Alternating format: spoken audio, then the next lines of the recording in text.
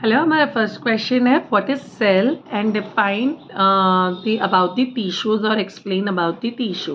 तो हम cell is a structural functional fundamental unit of life. It is a building block of our human body.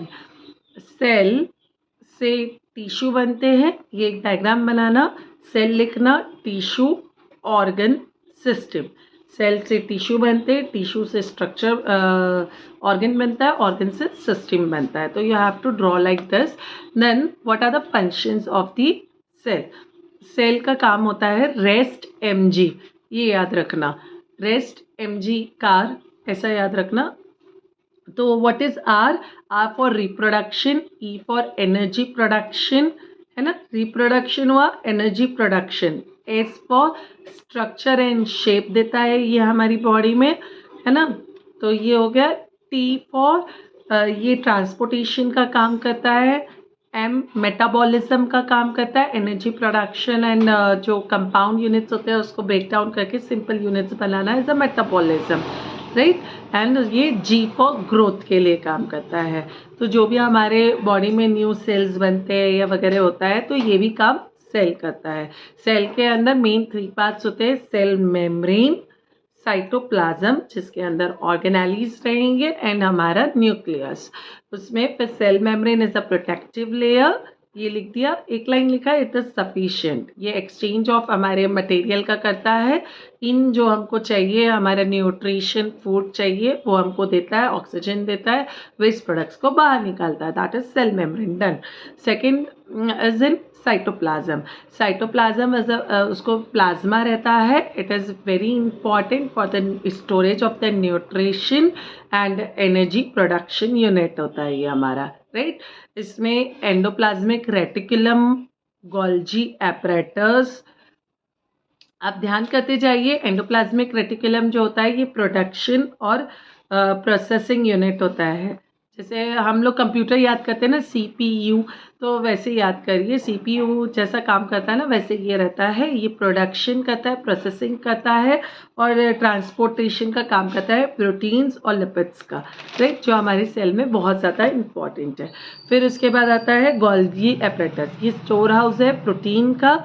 और इसमें mitochondria जो हमारा cell production energy production unit है, electricity power house है ये हमारा। लाइजोसोम इज अ एंजाइम्स जो हमारे खाना पचाने का काम करता है। सेल का खुद का एक डाइजेस्टिव सिस्टम है, अमीबा जैसा सोचो। एक जब हमारा सेल बना था तो किस तरह से बना था, तो अमीबा के बारे में सोचना। लाइजोसोम्स होते हैं जो हमारा डाइजेस्टिव सिस्टम चलाता है पूरा। उसके बाद आता है वैक्यूल्स जो फूड एंड न्यूट्रिएंट सप्लाई करता है और जब रिक्वायर्ड होता है तब ये सप्लाई करता है। बाकी nucleus is very important unit, it is the brain of the cell. Nucleus के अंदर हमारे 3 चीज़ें इंपॉर्टेंट होती है, आप याद रखिएगा। एक होता है न्यूक्लियर मेम्ब्रेन, एक होता है न्यूक्लियोलस जो कंट्रोल करता है पूरे सेल को, ठीक है।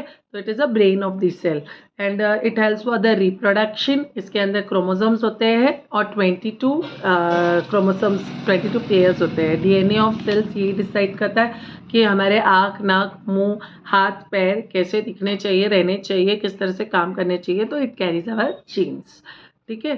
तो ये हो गया हमारा।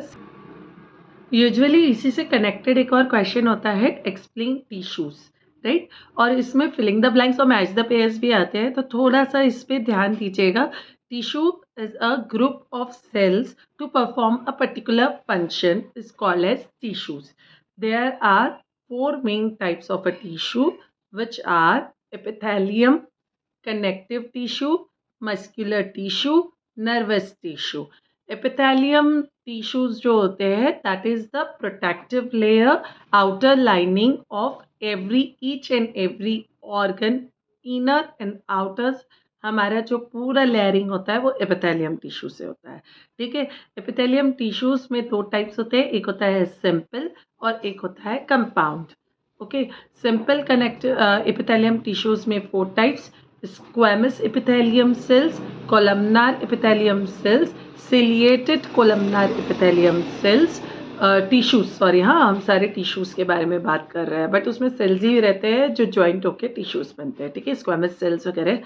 और उसके बाद लास्ट जो होता है सिलिएटेड, आई थिंक कवर कर लिया मैंने, सिलिएटेड, है ना, सॉरी, स्ट्रैटिफाइड, स्ट्रैटिफाइड रहते हैं। तो ये ऐसे 4 टाइप्स ऑफ हमारे एपिथेलियम टिश्यूज़ होते हैं जो सेल से बनते हैं। ये अलग अलग बॉडी पार्ट्स में पाए जाएंगे। जैसे स्क्वैमस जो रहते हैं वो चपटे रहते हैं, तो ये पाइपलाइंस के अंदर रहते हैं, यूजुअली हमारे स्किन्स के ऊपर रहेंगे। फिर किसके बारे में बात कर रहे थे हम, हाँ, कनेक्टिव टिश्यू, सॉरी, एपिथेलियम में स्क्वैमस हो गया, कॉलमनार्स हो गए जो large intestine, small intestines, intestines के अंदर रहेंगे। सिलिएटेड रहेगा जो या तो पेरिस्टाल्टिक मूवमेंट्स के भी काम आता है, और ऑक्सीजन वगैरह जब गैसेस एक्सचेंज होते हैं तो उसको बाल ऐसे जैसे रहता है, तो इट इज़ लाइक दिस, है ना। तो सिलिएटेड जो रहता है ये हमारे लंग्स वगैरह में यूजुअली पाइपलाइंस पे मिलेंगे, एरियोलस वगैरह के साइड में। और स्ट्रैटिफाइड जो रहते हैं वो मस्क्यूलस को जो कवर करते हैं, मसल्स वगैरह, और सपोर्ट सिस्टम देते हैं, दैट इज़ स्ट्रैटिफाइड।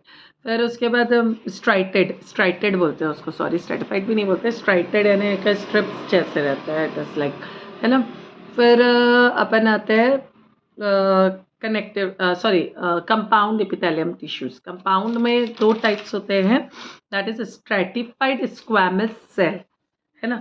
अब ये स्ट्रैटिफाइड क्यों रहता है, ये केराटिनाइज, इसमें स्क्वैमस सेल्स भी होते हैं और कॉलमनार सेल्स भी होते हैं, फिर बेस मेम्ब्रेन, तो दैट इज स्ट्रैटिफाइड।